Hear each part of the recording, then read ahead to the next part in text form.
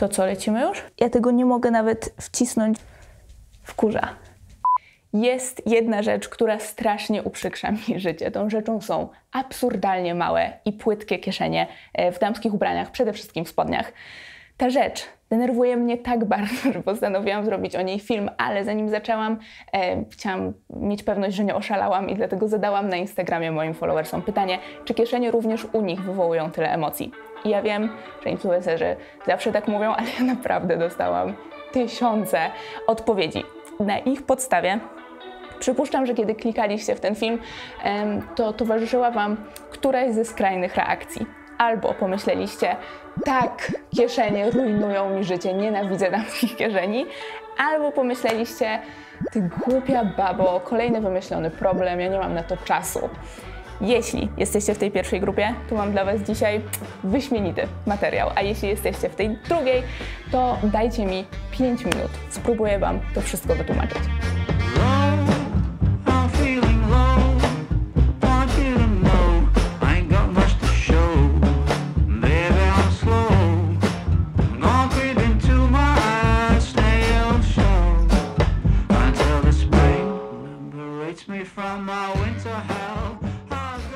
The first time I realized that there is this disparity in pockets between men and women's clothes was in 2014. To jest Julie Siegel, która sama o sobie mówi, że jest na misji pogłębienia damskich kieszeni. Julie jest założycielką The Pockets Project, o którym więcej pogadamy później. I read an article that The Atlantic published called The Gender Politics of Pockets. It talked about the launch of the iPhone 6. Przy okazji premiery iPhone'a 6 i iPhone'a 6 Plus, które to modele były znacząco większe od wcześniejszych generacji, rozpętała się dyskusja o tym, czy iPhone'y 6 będą się mieścić do kieszeni. And I just remember friends talking about it, and saying, yeah, it's so true. Like the iPhone 6, it doesn't fit in any of women's pockets. Żeby zauważyć różnicę w rozmiarze kieszeni w damskich i w męskich spodniach, nie trzeba być jednak ani posiadaczem iPhone'a, ani w ogóle żadnym wielkim detektywem. Wystarczy przejście do pierwszej lepszej sieciówki, żeby zobaczyć to.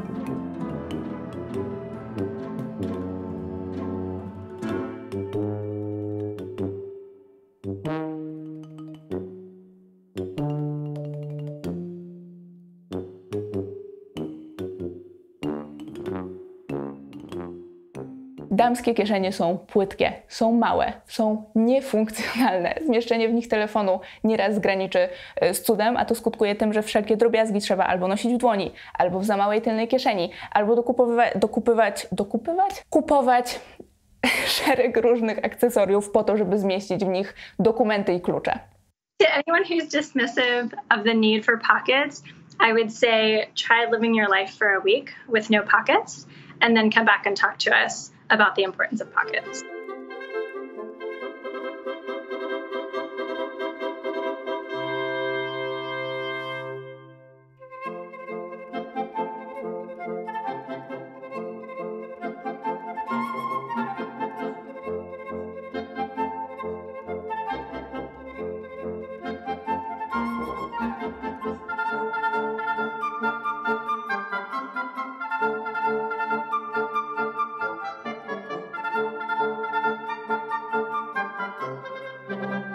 Opisz mi to doświadczenie w 3 słowach. Irytujące, niewygodne, irytujące. Dziękuję. Wielkość kieszeni w damskiej garderobie może się wydawać błahym, technicznym wręcz problemem i mi też się taka wydawała. Im bardziej jednak grzebałam w tym temacie, tym bardziej okazywało się, że kieszenie to jest sprawa nie tylko techniczna, ale też historyczna, polityczna, feministyczna, kapitalistyczna, modowa. Na temat kieszeni są wydawane opracowania naukowe, więc temat jest głębszy, dlatego cofnijmy się trochę w czasie. Fakt, że kieszenie są ludziom absolutnie niezbędne, idealnie ilustruje moim zdaniem Ötzi, jeżeli dobrze to wymawiam. Ötzi to jest imię, które nadano człowiekowi, który żył około 3300 lat przed naszą erą, którego wyjątkowo dobrze zachowane szczątki znaleziono w Alpach. Etsy, mimo że miał przy sobie drewniany plecak, koszyk z kory i kołczan na strzały, i tak miał przy pasku jeszcze niewielką, wygodnie dostępną sakiewkę, coś właśnie a la protokieszeń, w której trzymał niezbędne drobiazgi, m.in. ówczesną zapalniczkę, czyli kawałek krzemienia. Żeby ten film nie trwał 7 godzin, to przeskakujemy o kilka tysięcy lat w przód do okolic roku 1600. To z tego okresu pochodzą te męskie spodnie, w których widać kieszenie właściwie niemal nie różniące się od tych współczesnych. W modzie damskiej jednak w tamtym czasie i przez kilka kolejnych stuleci najpowszechniejszą formą kieszeni była taka materiałowa sakiewka na pasku wiązanym w talii. Wyglądało to mniej więcej tak. Taką kieszeń chowało się gdzieś pod spódnicą między warstwami materiału, halek i falban, i w kolejnych warstwach tego materiału pozostawiano z boku małą szczelinę, która pozwalała wsunąć dłoń głębiej i sięgnąć do takiej kieszeni woreczka. W okolicach XIX wieku fasony sukienek zaczęły się jednak zwężać, a talia podnosić, a to sprawiło, że pod ubraniem nie było już miejsca na przywiązywanie kieszeni. I to właśnie wtedy, raczej wśród tych kobiet, które były bogate, niepracujące i modnie się nosiły, upowszechniła się praktyka noszenia ze sobą w dłoni małej torebeczki na drobiazgi. Na przestrzeni kolejnych dekad do gry zaczęły włączać się ruchy emancypacyjne, a pod koniec XIX wieku swoją działalność rozpoczęło stowarzyszenie Rational Dress Society, które postulowało noszenie przez kobiety wygodnych strojów, w tym m.in. luźnych spodni. Równolegle z tymi wydarzeniami cała sprawa kieszeni zaczęła się upolityczniać. W 1899 roku New York Times opublikowało artykuł o kieszeniach o bardzo wymownym tytule "Męskie ubrania są ich pełne, podczas gdy kobiety mają ich tylko kilka". Zwrócono w nim uwagę na kieszeniową nierówność między płciami i zacytowano krawca, który wyliczył, że mężczyzna w pełnym ówczesnym stroju miał do swojej dyspozycji aż od 20 do 24 kieszeni. W artykule tym cytowana jest też następująca wypowiedź.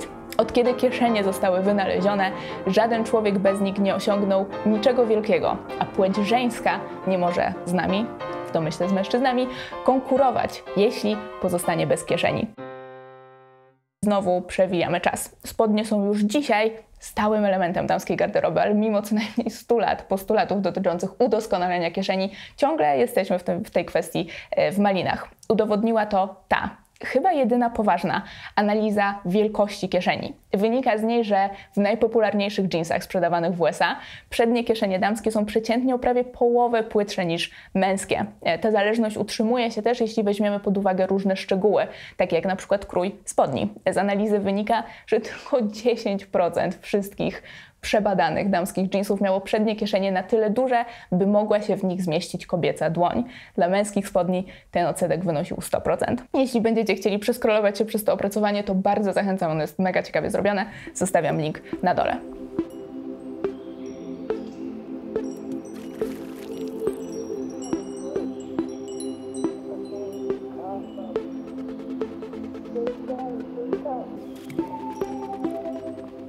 Dzisiaj żyjemy w erze fast fashion, czyli mody szybkiej, masowej, generującej dziesiątki trendów każdego sezonu. Pierwszą i najważniejszą zasadą tego przemysłu jest produkowanie ubrań tanio, jak najtaniej. You know, cheap garments have sold really well for fast fashion. So that's what they try to do. Target prices can be really, really low. So they just sort of chip away at details of a design until they hit a target price. O kulisach tego biznesu rozmawiam z Emily Keller, projektantką z Nowego Jorku. You get very creative with what you can cut out of a garment. They'll definitely reduce the number of buttons either on the front or wherever the buttons are. So even like stitch length, sometimes if you make the stitch length on a garment on the seams, you know, longer, you can sew faster and use less thread. And that's also why sometimes you'll see on fast fashion garments will kind of come apart easier. Sometimes at the seams you'll get holes and things. You cut out that interfacing, so maybe your cuffs and your collar are very like thin and floppy. And then even just like shaping of the garment, sometimes shapes create, like curved shapes are harder to achieve. So sometimes if you just do straight shapes on everything, like the bottom hem, instead of a curved hem, you do a straight hem, that'll end up being cheaper as well. Tak jak widzicie, elementów układanki pod tytułem tnięcie kosztów jest mnóstwo. Kieszenie są po prostu jednym z nich. Like as designers, we design things with pockets all the time, but then, you know, the sales department and the budgeting departments tend to just water them down to a price that that they feel, is comfortable for the company. If you have a pocket in thin fabric, especially in like skinny jeans or anything that's tight, you're going to be able to see the pocket outline really, really well. And they're maybe going to just say, you know what, let's just take it out. It's not worth the price because it doesn't even look good. But, you could say like, okay, a pair of pants could cost maybe $10, a pair of jeans. But maybe to use a higher quality fabric and to put pockets in it or something, maybe they would cost, I don't know.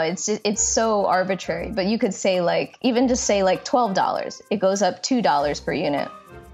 But even that, if you're making 500,000 units, that's a lot of money. That's like $1 million extra, right? Is that, if I did the math right? Ja rozumiem argument o tym, że zrobienie spodni z porządnymi kieszeniami kosztuje i że w przemyśle szybkiej mody to jednak cena dyktuje wszystko. Ale mam wrażenie, że to jest wręcz wśród kobiet jakaś powszechna wiedza, że nawet w sieciówkach ubrania z męskich kolekcji są po prostu lepszej jakości. Szwy w koszulkach nie rozchodzą się tak szybko, swetry są zrobione z grubszych materiałów, a spodnie mają dobre kieszenie. Dlaczego to jest więc tak, że nawet w sklepach sieciowych ubrania męskie nie różnią się od damskich jakoś znacząco ceną, ale dość fundamentalnie różnią się jakością? I think that's a really good question, first of all, and that's something I've thought about for a little while because it doesn't seem fair, and it seems like how come they get pockets and a good price? Women's clothing tends to, there's a lot more money and time spent on design development and sourcing all those different styles and different fabrics that's work for a lot of people behind the scenes. Whereas men, it's very limited, and it's just very like timeless styles in classic fabrics, in neutral and classic colors.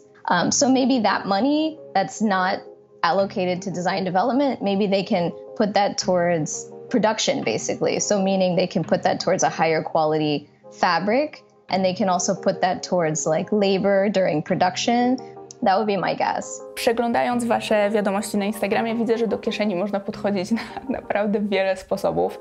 Ten, co do którego chyba wszyscy możemy się zgodzić, jest taki, że brak funkcjonalnych, porządnych kieszeni po prostu irytuje. To jest taka pierdoła, która uprzykrza życie i to uprzykrza życie nie tylko kobiet, ale też mężczyzn, bo mnóstwo mężczyzn pisało do mnie, że ich to strasznie wkurza, że muszą wiecznie nosić rzeczy swoich koleżanek i partnerek.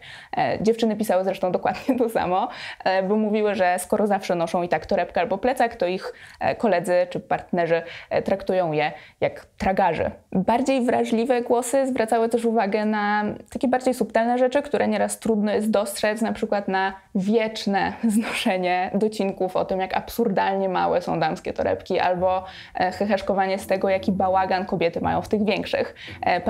Parę kobiet napisało, że przeszkadza im to też w pracy, kiedy na przykład muszą iść na spotkanie na innym piętrze, w innym pomieszczeniu, to mają wtedy do wyboru albo zabrać ze sobą wszystkie rzeczy do torby, czyli spakować się jak na jakieś wielkie wydarzenie, albo nieść to wszystko, jakieś długopisy, notatniki, telefony, badże, klucze w rękach, kiedy to wszystko się sypie i sprawia, że dziewczyny jakby robią wrażenie takich niezorganizowanych, nieprofesjonalnych, zdezorganizowanych trzpiotek. It's half about the functionality of actually giving women pockets, but I think it's also about bringing attention to the larger issue and the fact that there's this unconscious power that comes with having pockets. Co z tym wszystkim zrobić? Czy istnieje jakaś droga do świata z porządnymi kieszeniami dla wszystkich? Mnie osobiście wydaje się, że nie warto tutaj pokładać jakichś szczególnie wielkich nadziei w przemyśle fast fashion. W biznesie, który generuje dziesiątki trendów właściwie każdego miesiąca i który powielokroć przedkłada estetykę nad funkcjonalność, wprowadzenie porządnych kieszeni byłoby po prostu trudne, o tyle, że ono wiązałoby się ze zmianą dość fundamentalną modelu biznesowego. Co nie oznacza, że o potrzebie pogłębienia kieszeni nie warto mówić, że nie warto jej sygnalizować, no bo za popytem zawsze idzie podaż. W ogóle na marginesie, ja dzisiaj zupełnie pomijam świadomie wszystkie kwestie związane z etyką, z wpływem przemysłu fast fashion na środowisko. Robię to świadomie, zostawiam to na inny raz. Dzisiaj chciałabym po prostu poruszyć kieszeniowe status quo.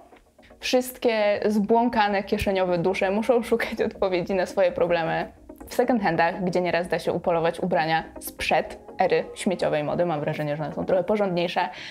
U krawców, u mniejszych marek, czy u zapaleńców, takich jak Julie, która stworzyła The Pockets Project, czyli taką inicjatywę, w ramach której projektuje sukienki z porządnymi, głębokimi kieszeniami. Well, when I first started the project, I did think, come on, like it isn't that hard to add pockets to garments. And I will say that it was harder than I expected to design a dress where, you know, every pocket in the collection is at least 8.5 inches deep. The dress I'm having now, I don't know if you can see it if I stand up, but it actually has a kangaroo pocket. So it goes like all the way across and it's quite roomy. You know, they're not just decorative.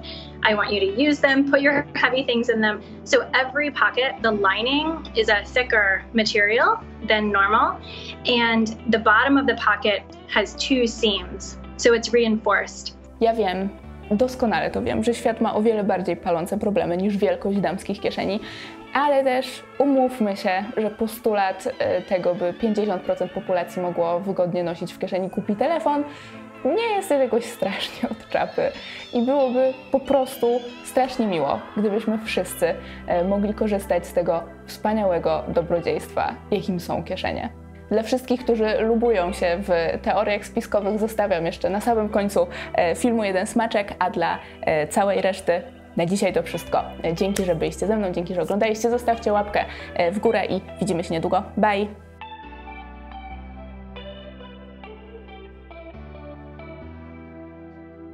I've never experienced that personally. I'm sure there are people out there that sell handbags and accessories and don't want pockets enclosed.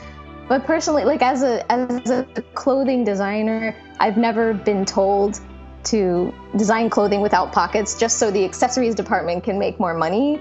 I've never really experienced that. Like, we're not like collaborating to say like, okay, I'm gonna design clothes without pockets so that you guys can sell your handbags. Like, that's never something I've experienced like internally within a company. So I don't know, that's something I've just never personally come across. But yeah, maybe behind the scenes there's something going on that I don't know about.